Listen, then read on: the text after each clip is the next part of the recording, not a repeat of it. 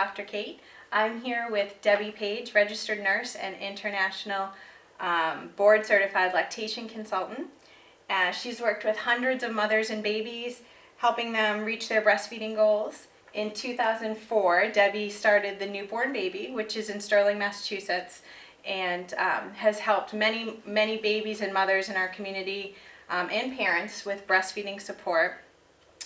And other facts too, which we'll talk about. And I know her to be just a truly genuine person and a great resource and a great knowledgeable lactation consultant in the area and a wonderful resource for mothers and babies. And I'm thrilled to have you visit us today on the show. Well, thank you. I'm glad to be here. So there's so much that we talk about with the benefits of breastfeeding, and it's not a secret anymore in how breastfeeding really supports and nurtures a baby.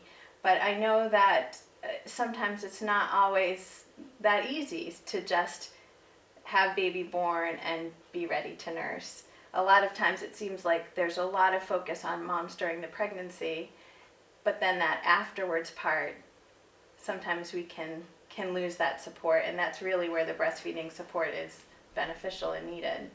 Right. I mean, what I find is that mothers spend hours preparing for the labor, which is over in less than a day typically, and they spend maybe an hour preparing for breastfeeding, which can last hopefully, 24, months or longer.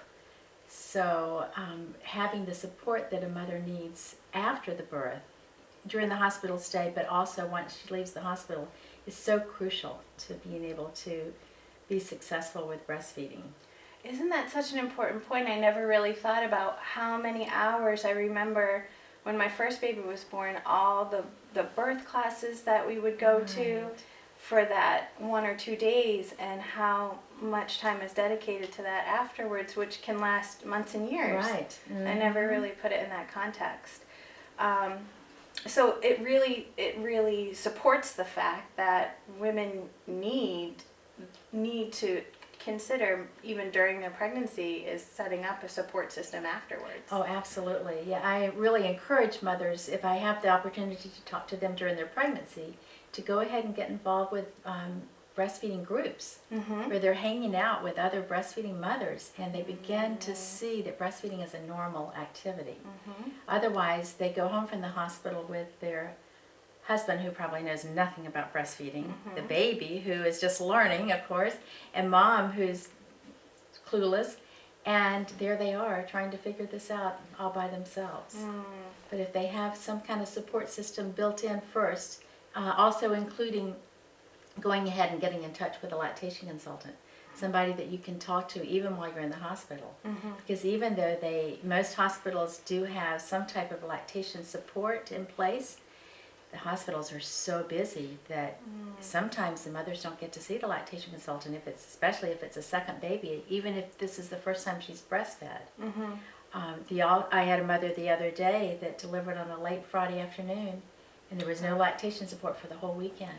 Because what hospitals are offering a lot is they're offering these lactation services, but the lactation consultants are there Monday through Friday. Sometimes, yes. 9 to 5. And so if they're having that Friday afternoon birth, they might miss the opportunity to see a lactation consultant for a few days. Yes. Oh, okay. So, yes, and if you already have a lactation consultant that you've hooked in with before you deliver, then that person can be available for you by phone or text or email. Sometimes lactation consultants will go into the hospital to visit mothers if the need arises, or if the mother just really wants the lactation consultant to do that. So that's another possibility, but definitely having that support in place.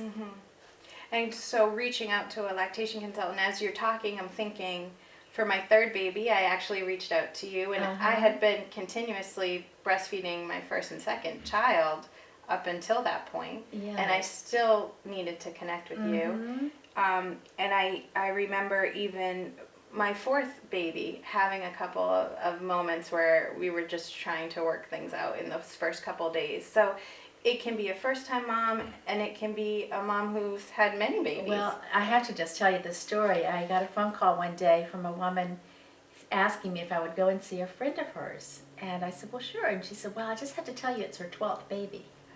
And I said, well, why would she need me? And she said, she's struggled with every single baby. She's never made a full supply of milk. Oh. So I said, sure, I'll go and see her. So I made the drive down and went to see her. And this particular baby had a tongue tie, which can run in the family. Mm-hmm. And so the mother was so funny. All of her children were home except for the oldest ones that were at college. And she just started calling them all, and they all just lined up. Oh, I mean, this was such an amazing family.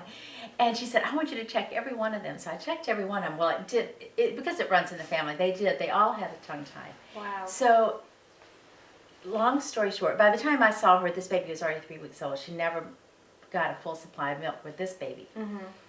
But I got an email a year and a half later when she had her 13th baby. And she said, I just want you to know that as soon as this baby was born, I called the lactation consultant into the room and I said, find a doctor that will clip the tongue tie because I want this baby's tongue tie clipped. I'm sure he has one. Everybody else does. Clip that tongue tie. That mother went on to make a full supply of milk. So by the time she wrote to me, I think it was actually the baby was already a year old. Mm-hmm.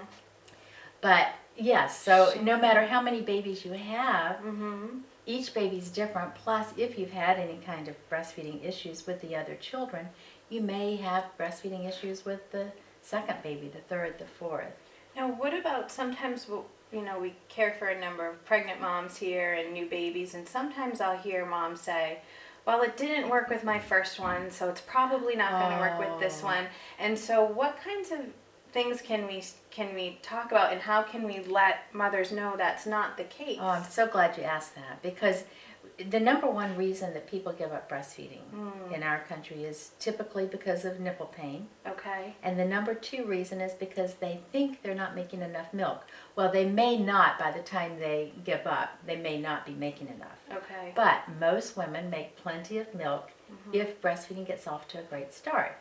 So for those mothers especially that felt like she wasn't making enough milk and had to start supplementing early, what I always want them to know is that when they're pregnant again, their body actually lays down more milk-producing cells. So with each pregnancy, the breasts become more capable of making milk. Oh, isn't that interesting? Yes. So I know have that. seen it over and over again with a mother that just didn't make enough milk with the first baby. The second baby comes along and she just is making plenty of milk. Oh, wow. So okay. all the reason to definitely, and breastfeeding is designed to work. I mean, it's the way the beings have survived. Well, all the mammals have survived for all of the centuries. Mm-hmm.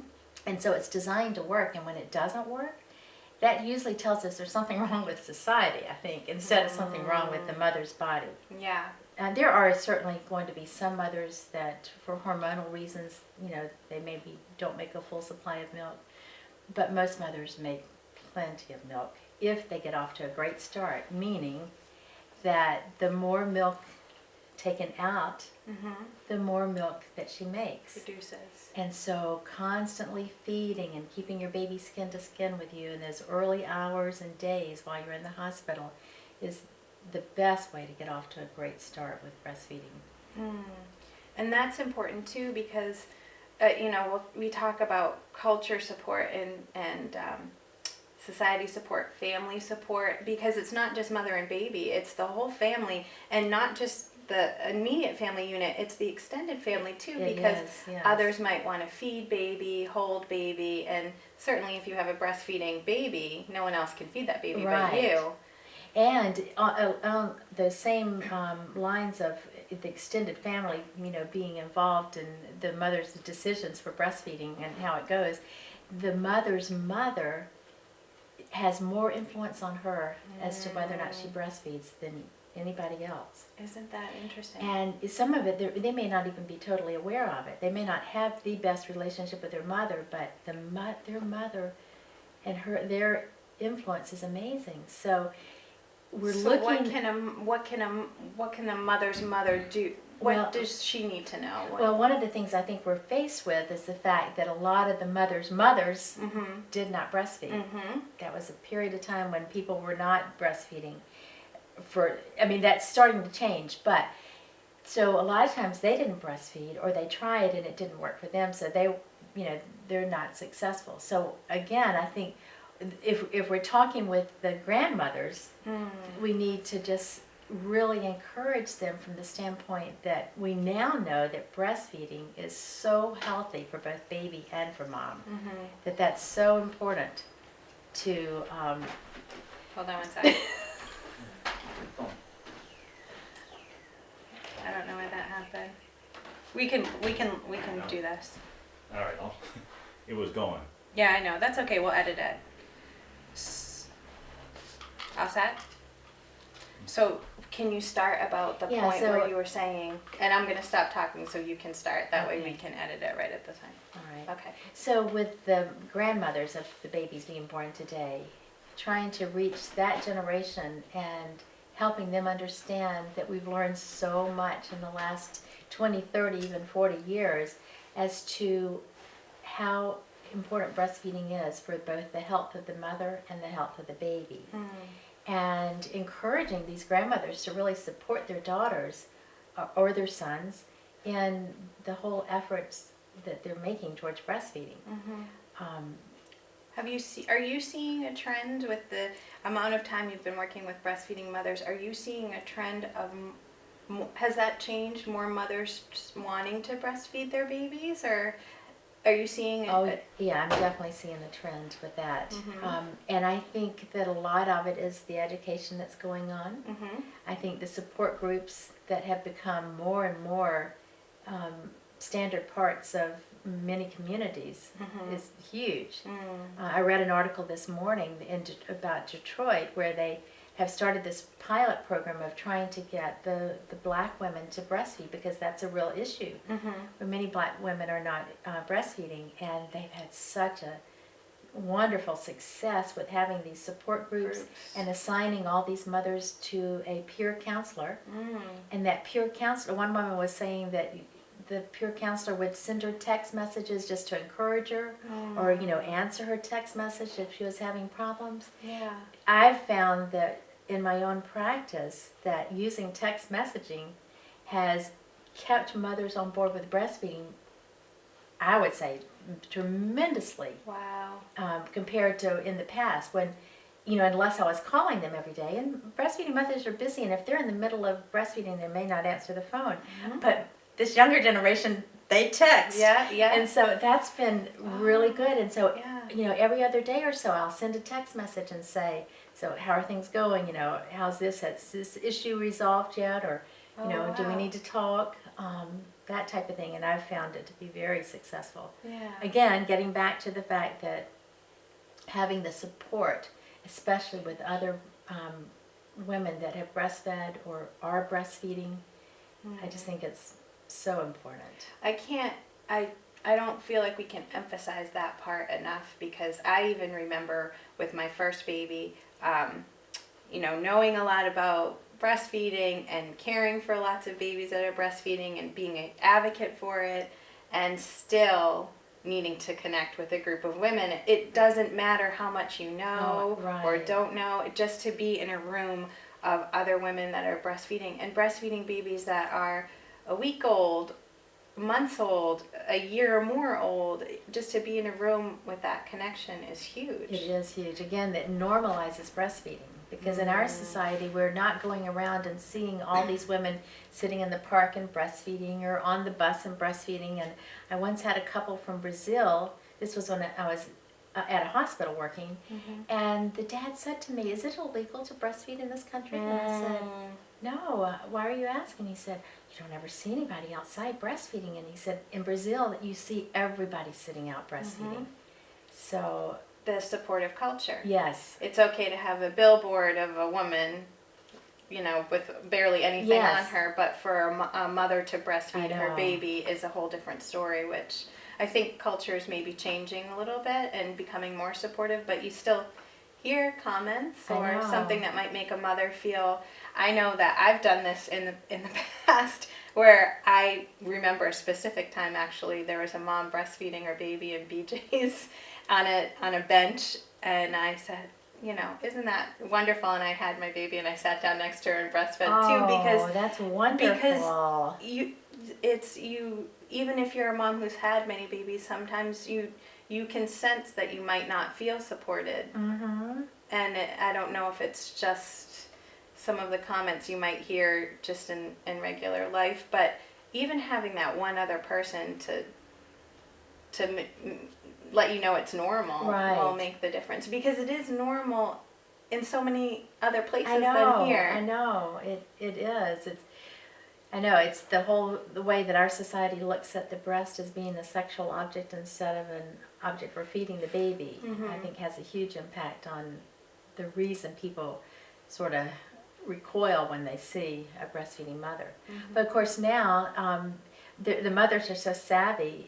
If somebody says to them, "Oh, you cannot breastfeed here," man, they get right onto social media and they let them know, and then there's going to be a sit-in. I've seen those. Yeah. And they're effective. Yeah. It's an effective way of bringing about change. Yeah, you hear about that in airplanes. And now in Massachusetts, they're recently, maybe within the last decade or so, had to have a law in place. Am I right that breastfeeding is now considered not indecent exposure? Yes. So in other words, a mother who breastfeeds a mother can feel comfortable breastfeeding her baby anywhere and be legally protected to do so. Yes. So if she was breastfeeding her baby in a restaurant, or she was breastfeeding her baby on an airplane, in a store, whatever it might be, she can do that, and no one can tell her she has to go someplace else to nurse. What is the average age around the world that women are breastfeeding their babies? I know originally we've heard it's important to breastfeed your baby for up to 6 months. Now we hear at least a year is beneficial, and I want to go into some of those details too, and what we're seeing in terms of longer term breastfeeding for health of baby and mother. But what's the average age that most mothers are breastfeeding their babies? In cultures where the mothers allow the babies to wean themselves, babies typically will never wean before 2.5 to 3 years. Okay. There are cultures that are still, not many, but there are still some cultures that the babies breastfeed until they're 5 and 6 years old. Okay. And we know that a child's immune system is not mature until they're 5 or 6. So the longer a mother breastfeeds, the longer a baby gets that breast milk, the healthier their immune system is going to be. And so, you know, there's a lot of information we're learning all the time about the benefits of breast milk, and I think we're learning more and more of what's in the breast milk, because we still don't even know if we know everything about it, but we know a lot about the benefits of breastfeeding. Right. I was recently at a breastfeeding conference, and they were talking about something called oligosaccharides, which I believe is a sugar type nutrient that originally we weren't sure why it was in breast milk, because it's passed through our body. We can't use it. But what we found is that it's actually food for healthy bacteria in the gut. So for the gut to proliferate and grow in a good environment, it needs that. So we are finding more and more. Have you heard much about oligosaccharides? Well, yes, and I'm wondering, I can't remember if Dr. Lars Hansen, this is such a great book. Talking about biology. Yes, how the breast milk is just so full of living cells, and that what it does for the body is tremendous. But gut health is just one of the most important things about breastfeeding, about breast milk. Maybe that the baby's not breastfeeding, but at least getting the breast milk and getting the probiotics and keeping a healthy gut flora. It's so important, because we now know that if the gut is not healthy, it actually becomes leaky, and little pinpoint hemorrhages actually occur along the intestinal tract. Anytime you have that going on, then you have a leakage of what's in the gut going out into the body, and it can set the child up for all types of allergies. Plus, it can set them up for a lifelong problem with the gut just not being healthy. And if the gut's not healthy, that plays into what's happening with the brain. I mean, it's amazing. And skin. And skin, oh yes. Immune system, the gut is so important. So the breast milk actually acts as a protectant of that leakage? Yes, it seals off the gut. Okay. And even just 1 ounce of formula, and I am not someone who bashes formula, because certainly there are situations where a child needs more milk than the mother's able to provide, or the mother's not providing any at all. And if they can't get human milk, then they have to have some kind of, nutrition.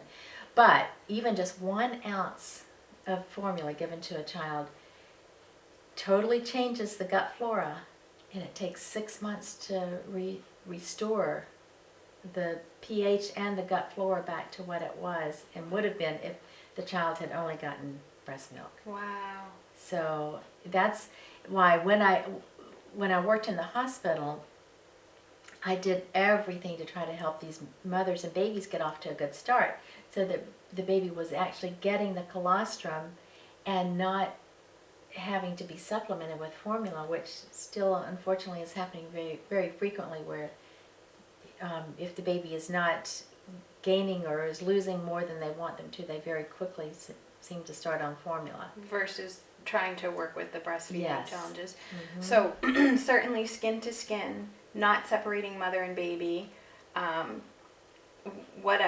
connecting with a lactation consultant after birth, and but having someone in place prior to your birth. Yes.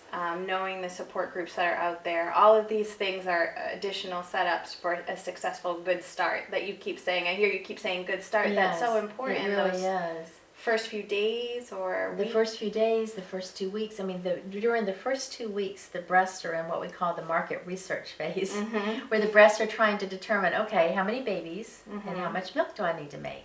Well, the only way the breast knows how to do that is by the amount of milk that's taken out. So milk that's taken out, the body says, oh, we need to make more milk.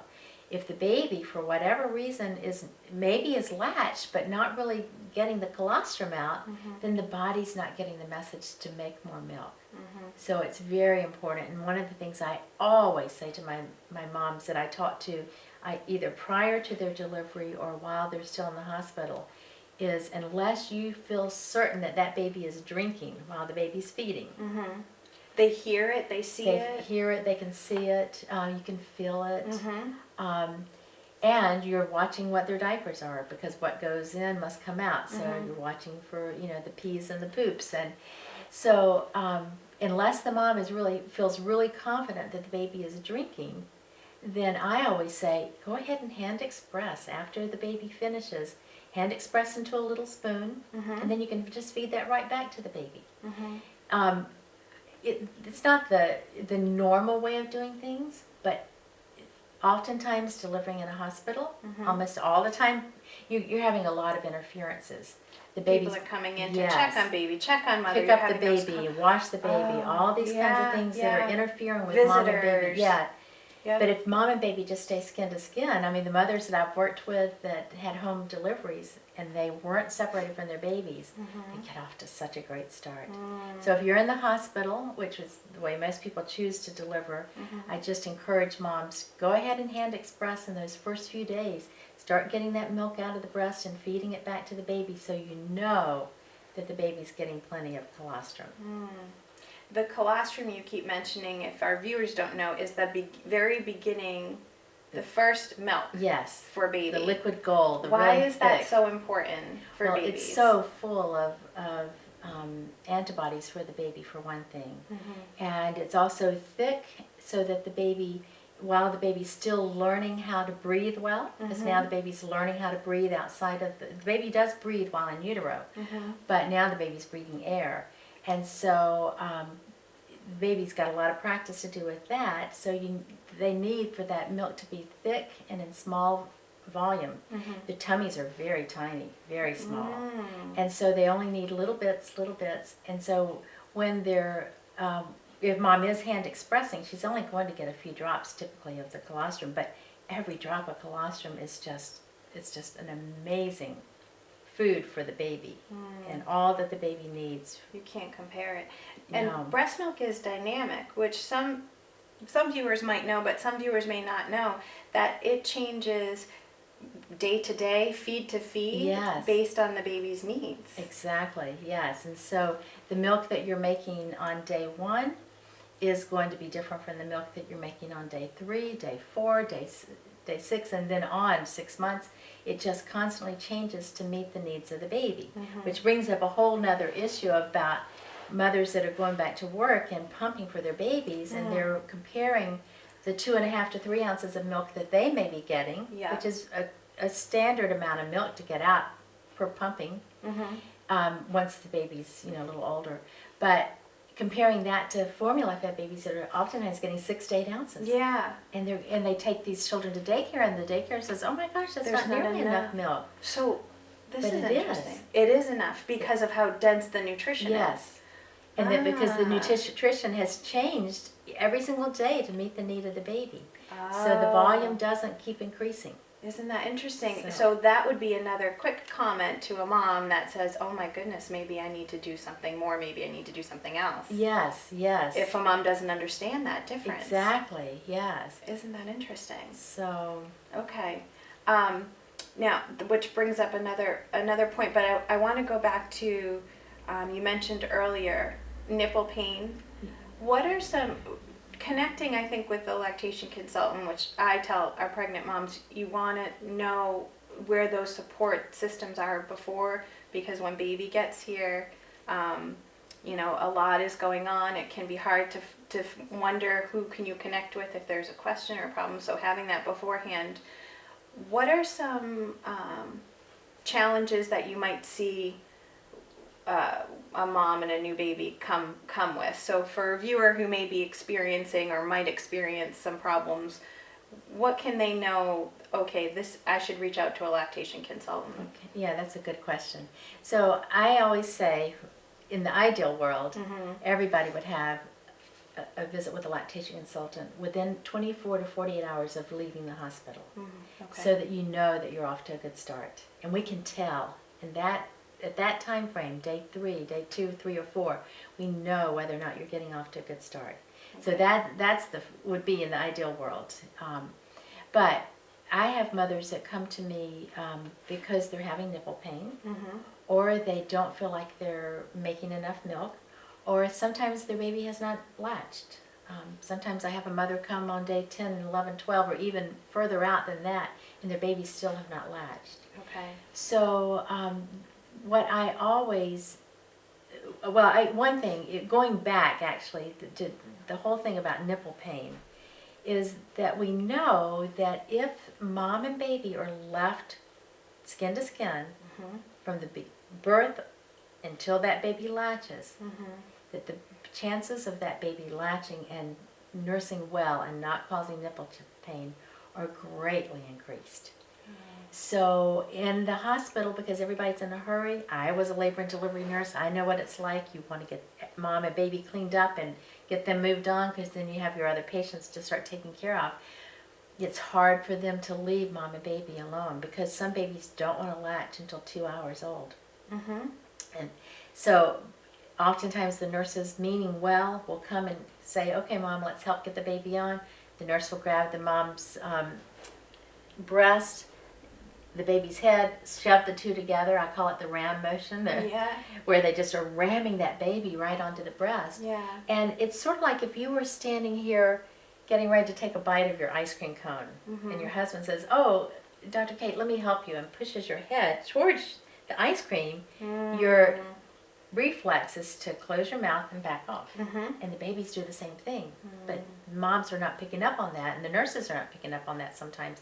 So the baby's actually coming onto the breast and clamping down right as they come on. And then they learn that pattern of breastfeeding.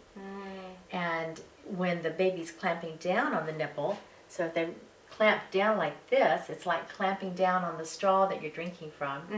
And you have to work harder to get the milk out. So then they have to suck harder. All of that's causing friction on the nipple, which can just rub the skin off, crack the nipple, cause a lot of pain, because the nerve endings are in the nipple, and that's where it hurts if the baby's latched there, as opposed to being latched onto the breast. And even further down, infection or mastitis if that Exactly. continues. And low milk production. And low milk production because it's not stimulating as much as it needs He's to. not getting the milk out, Okay. not emptying the breast, and therefore the breasts say, we made too much milk, we won't make as much tomorrow. And for some women, their bodies are very sensitive, and I've literally seen milk productions just plummet within 2 days, 2 to 3 days. Other mothers, they can carry on for 2 weeks, and the milk just keeps making plenty of milk, and then they get to a point, and it's like, whew, Yeah. production's down. Can they have lower milk production and not have nipple pain? So Absolutely, I've heard yes. mothers say, I just didn't produce enough. Yes. I just wasn't, I had to switch because I just wasn't making enough milk. If the baby comes to breast, and there are all kinds of reasons why a baby would do this, but a baby comes to breast and just doesn't do an efficient job of getting the milk out. Oftentimes parents will say, my baby's lazy. Well, it's really not, babies are not lazy because they're born, first of all, knowing that they're going to breathe, and second of all, they're going to eat. That's all they care about. Sleeping just happens, but all the rest they're determined to do. And so if there are reasons that the baby's not getting the milk out, it may be that it's not causing mom any nipple pain at all, but if the baby's not getting the milk out, then the body slows down the production. And so there again, having the mother start to become very aware of, is my baby drinking? And they can start to become aware of that with the very first feeding. It's not always intuitive for mothers, but if they start to pay really close attention to what their baby's doing at the breast, they'll start to learn in just a few hours whether or not their babies are drinking or not. They can always have a lactation consultant come in and help them determine that. Just check, yeah. So, which I would definitely encourage, when you're in the hospital, use the lactation consultants. Have them come in and help you, and don't be afraid to be the squeaky wheel, because the more you get help while you're in the hospital, the better off you're going to be when you go home. Because then you're home.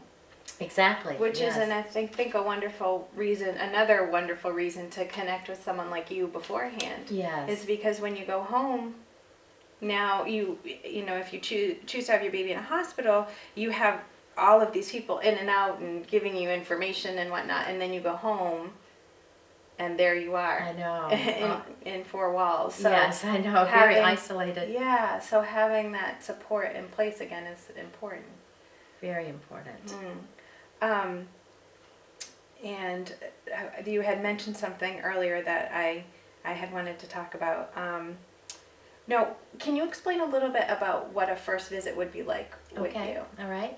So when I first meet with a mom and baby, I like for the dad to come along if that's possible, because he's typically an integral part of the success of breastfeeding. And so unless the baby is crying and ready to eat, then I start by getting a history. I want to know, how did pregnancy go? Did you have changes in your breast during pregnancy? Tell me about your labor and your delivery, and tell me about the very first feeding, because those are important things for me to know. Epidurals can interfere with the baby's ability to suck properly. So I always want to know, did you have an epidural? It's not a permanent thing, but it can explain sometimes why this baby may be coming to breast and not getting the milk out. Then I get the weights, and then the birth weight and the discharge weight. Then I have them strip the baby down to the diaper, and I get a weight before the feeding. Okay. With the feeding, I always start my moms leaning baby skin to skin on the chest, and we just let the baby do what the baby wants to do. I've had moms and babies fall asleep and sleep for a long time when they do that, which is perfectly fine with me. I usually have enough time built into the visit that we can do that, because I want to see what that baby does when left on mom's chest. What does the baby do? I want to watch the baby's reflexes, because the baby has the instincts and the reflexes to find the breast, and it's so amazing to watch that. I've to seen those I know, videos. Isn't that just incredible? to bob down and find the breast. Yeah. And some babies are like a slow little bobber, and some are like, nope, I'm just going to get right there. And so it's a lot of fun to watch that. Plus, it's allowing the baby to use his or her own instincts. part of those instincts are putting hands, arms into the baby's mouth. Because the baby then is getting herself ready for feeding. That's all part of the instincts. And so that by the time the baby actually gets in a good position, he's ready to eat and ready to latch with a wide open mouth. And I've seen it over and over again. Moms go, oh my gosh, I've never seen the baby do this. I didn't know the baby could do this. This is so wonderful. Oh, this feels so much better. It's amazing. And then we have these babies that just start to drink and just drink so well. That's not going to be every situation, because there are sometimes other issues that are going on. Every single baby that's born by C-section, I tell them right off the bat, you have to get over to see Dr. Kate. Oh, yeah. Because of the way the babies are, I mean, I was scrubbed on C-sections. I know how the hands are placed under the jaw, the babies are pulled up and out, and it stretches those neck muscles. Yeah. So I always say it's like having a whiplash. And those babies are not going to be comfortable. And especially if mom is saying, it feels fine when he nurses on the right side, but it really hurts when he nurses on the left side. That tells us there's something going on with the body mechanics that that baby needs to get in to see the chiropractor. Yeah, thank you for saying that. Yeah, I mean, we love lactation consultants, and that to be able to work with you and have these moms have successful breastfeeding is just a joy for me. It's one of my favorite things that I do. It makes such a difference. I mean, I had a mother one time, this was many years ago. It was her third baby, and she was very discouraged because she'd had so much discomfort with the first two that she almost had chosen not to breastfeed this baby. But she said, oh, I'll give it one try, or give it, a week or so. So I said, you have got to get to a chiropractor. And that was all that baby needed. And she went on to nurse successfully and was so thankful that she finally, on her third baby, could nurse. And the only thing, everything else was in place. She just needed the chiropractor to work on that baby so that he could have a comfortable latch. Yeah, what a difference. That's I know. wonderful. Yeah.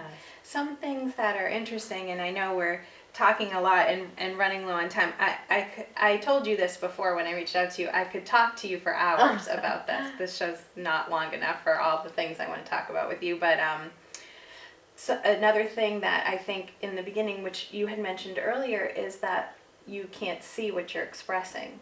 So it's really important for mothers to have the support that tells them, this is a great latch, you're doing a great job, your body is making what your baby needs. It's important for them to be aware of that baby is drinking and having that good latch, because you can't see what is coming out. So you have to trust your body in a lot of ways too, once you have all those factors in place. And that, one of the things I always encourage moms to do is, I always say, I want you to be comfortable, and I want your baby to be comfortable, because if you're not comfortable, the baby's going to pick up on that, and that's going to make the baby more tense, which can translate to a more painful latch. But oftentimes the mothers feel like they have to do what they've read, what they've seen online, what nurses sometimes tell them, all these crazy positions that if you go to other countries, they don't. If you said to them, oh, I want you to breastfeed your baby in a cross cradle, they'd look at you like, what? They just pick their babies up and put their babies to breast and they breastfeed. Yeah. But so many of the mothers that come to see me, they're like, well, I've tried this pillow and I've tried this pillow, and I've tried this position, and I'll say, let's just totally relax and start all over again, and just put your baby up here and just let your baby, get into a comfortable position. So mom comfortable, baby comfortable, and your baby is drinking. Those are the three things that I want them to always know. And a mom who might find that her baby is losing weight could benefit from visiting a lactation consultant. Absolutely. It could be something with the latch that is, as you mentioned several times, the more stimulation the breast gets, the more milk is produced. So if you have a baby, maybe a viewer who has a baby, and there's some babies just not gaining weight or babies losing weight, that could be another definite benefit to visiting a lactation consultant. Right, absolutely. Reflux? Reflux, yes. See lots of that We do now. see a lot of that, yes. Which can be beneficial. Maybe moms don't realize how connected some of these really common, I think really common things that the pediatrician might be seeing can be connected with breastfeeding, Right. and how beneficial a lactation consultant can be to make a difference with that. Exactly. And the sooner you get in, the better. Because the longer a breastfeeding problem is occurring, the longer it's going to take to fix it. So getting in within the first week of getting home, you know, again, preferably within the first day or two of getting home from the hospital is the most ideal, because we want to get right on to figuring out if there's pain, why, and if the baby's needing to be supplemented with formula, what are we going to do to switch that around as quickly as we can so that mom's making all the milk the baby needs.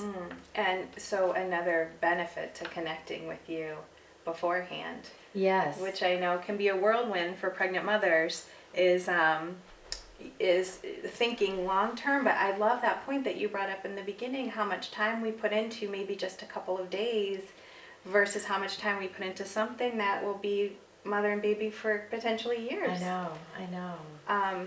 I want to mention, as there's still so much to talk about, and I know we're running low on time, but I want to mention there's benefits to mom for extended breastfeeding Absolutely. too, in terms of breast cancer reduction, hormonal balances, postpartum depression, Rheumatoid arthritis, high blood pressure, diabetes. I mean, there's just so many benefits to mom. We don't even understand it. We don't fully understand it. We don't even understand, but baby girls that are breastfed have a reduction in breast cancer. Oh, wow. So it's like, how in the world? The thing that is so amazing about breast milk is that it has these cells in it that go through the whole body looking for precancer cells, and then they just gobble them up. They just eat them up. So these babies that are being breastfed are getting rid of these precancer cells just from the breast milk that they're drinking. Wow. So that's huge. I think it's much bigger than we can even begin to wrap our heads around, because there's so few people that are really truly studying breastfeeding and breast milk to see the benefits. But for those few scientists and researchers that are, that it's just amazing. It puts cold chills on me when I think about it. Oh, isn't that incredible? I know. I didn't know that. I know. Fact. Wow. And maybe not, I wanted to just spend the last couple of minutes, because I feel like it's an important topic of, you mentioned it before, it's not an anti-formula campaign, Right. but it's how beneficial breast milk is. Yes. And how important it is for baby and for mother, and how that support will make all the difference for that to happen. I know when my first daughter was born, she was born in a hospital, which is another story, but as we were leaving, we got a goodie bag to take home with us, and it had coupons for formula, and it had a container formula, and I politely said, no thank you. You can give that to someone else. We're not going to take that, because that could even set a mother up for less support in breastfeeding. Absolutely. Yeah, I've had many mothers tell me that I thought that the reason they sent it home with me is because I was going to need it. And so that does something psychologically. You go home, you think, well, I know I'm going to need the formula at some point, and it's 2 o'clock in the morning, and my baby's crying, and breastfeeding is not working well. Oh, time to grab the formula, and let's get the formula to the baby. Again, I'm not against formula, but when you do that, you start right off the board, setting the body up to saying, you didn't take all these ounces of milk out today, so we're not going to make that many tomorrow. And then it becomes I gave some formula because we needed it. Baby wasn't sleeping. They didn't seem full. They were breastfed babies feed frequently. Yes, because breast milk digests in 90 minutes. Oh, wow. So 90 minutes. Yes. So not every baby's going to want to eat every hour and a half, but a lot of them do.